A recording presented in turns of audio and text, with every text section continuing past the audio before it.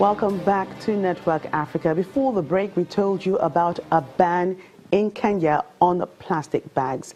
Now, let's get more insight into this story. And joining us on the program is waste management consultant Taiwo Adewale.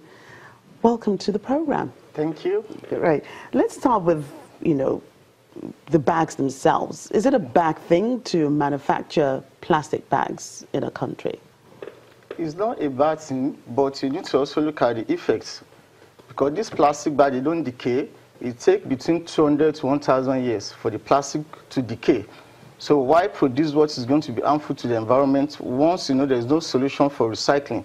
As long as there's a way to take it back from the environment and put into use, it's not bad. But if it's not being taken back, it's allowed to go into the environment, it's going to cause a lot of havoc to the environment because it takes minimum of 200 years to 1,000 years for it to decay. How many of such problems do we have in other countries, if I may ask you, outside of Africa?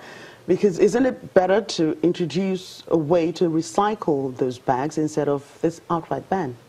Yeah, already in Nigeria, the federal government came up with what is called the extended producer responsibility, whereby every producer must give a plan.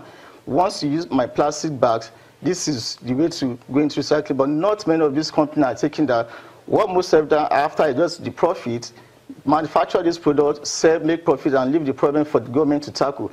But if they really take serious the extended producer responsibility, whereby every producer must give a plan, once you finish using my products, return it back for recycling. But in such case, in Nigeria today, we don't have such case. People just produce and leave it for the government and the people to tackle the problem. Is it not because there's no proper, management process concerning that? I know in the UK, in the US, you have, where you have people dump their waste outside. You have, different bins for different things that you want to recycle. Why can't we encourage that? Yeah, we have the same thing here in Lagos State. For instance, if you go to Loma, they have a recycling unit whereby they register people into recycling. But the problem is the awareness. And like I keep on saying, we don't have to leave everything for the government to know what is the role of the producer. The producer should be able to notify people, once you finish using my product, you can turn it up for recycling. And already in Lagos State, for example, we have some recyclers already that go from door to door to pick from people, and they go from offices to pick some of these items for recycling. But the major problem is the awareness. The law is there, but enforcement and the awareness and enlightenment. And like I still keep on saying, still buy back to the manufacturer, because you can't leave all for the government alone to do. What is the role of the manufacturer? How are they enlightening the people? Once you finish with these products, what do I do with it? For instance, if you pick up a plastic bottles now, you see a sign, reuse, keep the environment clean. But if you call the company, I just finished drinking a product, what do I do with the plastic bottles? They don't have any answer to give you. What about other things like waste management itself, outside of plastic bag? If we bring it home to a country like Nigeria, where even in Lagos alone, tons of waste are churned out every day. Have we been able to put the proper mechanism in place to manage waste? I know different state governments are trying to do something about it, but how effective has this been? Now, if you look at the case of Lagos State, the state generates about 13,000 tons of waste every day. And you can imagine 13,000 tons of waste going into the landfill every day. So, but what the Lagos State did now under the Cleaner Lagos initiative, they are looking at the various ways. What can we do with some of these waste? And you find out that half of these waste can be reused or can even be recycled. Because once you look at the breakdown, you have more of plastics. The plastic can be recycled. Even the organic can be converted to compost. Lagos State is doing that already. In Lagos, they do compost, while they are now trying to encourage recycling. And this is where the issue of the extended producer responsibility comes in. Once there's an awareness, every household will start separating their waste. And like I keep on telling people, a time will come in Lagos now, once people see you drinking bottled water, they're waiting for you to drop it, and you see somebody running to pick it in order to recycle. And we have organizations and companies in Lagos today that go from house to house. What they do is they give incentives to encourage people to recycle. Once you give us your recyclables, you get an item back in return. These are ways of encouraging people to start separating their waste, because at the end of the day, once you separate your waste, I come to you, pick them, you get something back in return. But let me just ask you this, final question.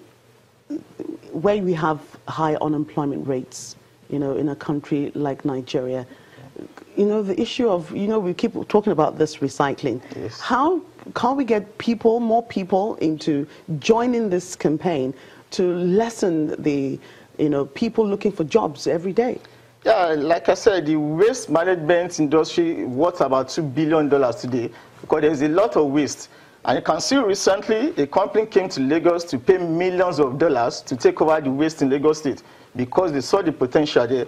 And with the Cleaner Lagos initiative, you can imagine the number of people that are going to be employed at local government level, even at world level. So the waste management business is a big opportunity, a big investment opportunity, especially in Lagos State today.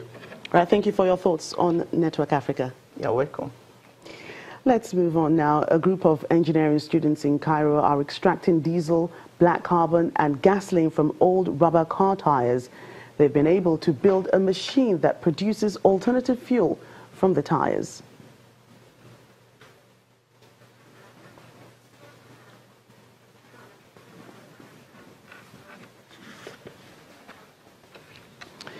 Well, let's get to other things on Network Africa. We'll be talking to Lucas Molloy from Kenya. He's joining us. He's the CEO of Hunter Group South Africa. I'll be taking a look at some discussions on Zimbabwe. I beg your pardon. Lucas, before we get to him, let's take a look at this story from Zimbabwe. After Zimbabwean artist Rutendo Kakikoga was diagnosed with breast cancer last year, she used her passion for design and film to depict the fear of battling the most common cancer in women worldwide. Take a look at her story. That turned my day into night. 28-year-old Zimbabwean artist Rutendo Kakikoga found out she had stage 1 breast cancer just as she was launching a career in design. She had studied law, politics and international relations, but later chose to follow her love for the arts. It's a passion, she says, helped her deal with the pain and the trauma of battling breast cancer. An abstract tale of her journey from when she was diagnosed last year in October. I thought the best way for me to get people to understand that struggle and what I was going through is to tell that story visually. So I thought, okay, a fashion film would be appropriate. That way people have an opportunity to get really personal with me and actually understand more than what the bags could articulate. So it was just adding another layer to the story. Kakikoga recently launched her exhibition of bags, paintings and a short film titled The Art of Chemotherapy, A Journey with No End. There were 23 bags in the exhibition, each inspired by a story about a person living with cancer or another health issue. Each is made from locally sourced leather and canvas with the detail painted by hand. What made me cope during that time was painting, because I'm into abstract art. And that's how I could express how I was feeling at the time. Because certain emotions or feelings you can't articulate, the fear, the anxiety, are you going to beat this? What's going to happen? And I found peace and comfort in painting. She says she has already sold most of the bags for between $100 and $240.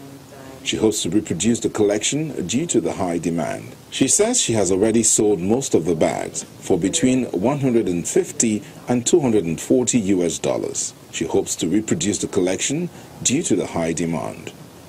I met a lady who was actually battling leukemia, and my grandmother had stomach cancer, my uncle prostate cancer, and realized everything that we're going through health-wise is to do with the blood, it's to do with our cells. So a lot of the artwork that came after I'd interviewed people was inspired by the movement of blood and how body cells actually move in our system.